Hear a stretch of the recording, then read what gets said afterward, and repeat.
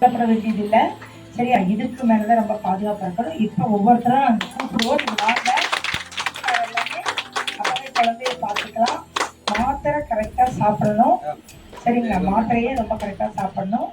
Batch நம்பரோட தருவோம். சரியா? இதுக்காக இன்னைக்கு கேக் வெட்டுறாப்புல பாபு தான் வெட்டணும். பாபு தான் அதிகமா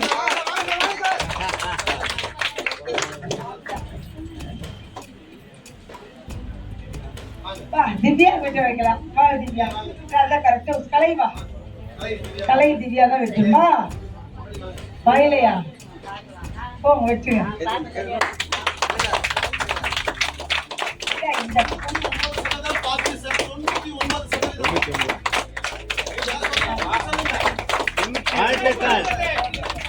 வாழ்த்துக்கள்.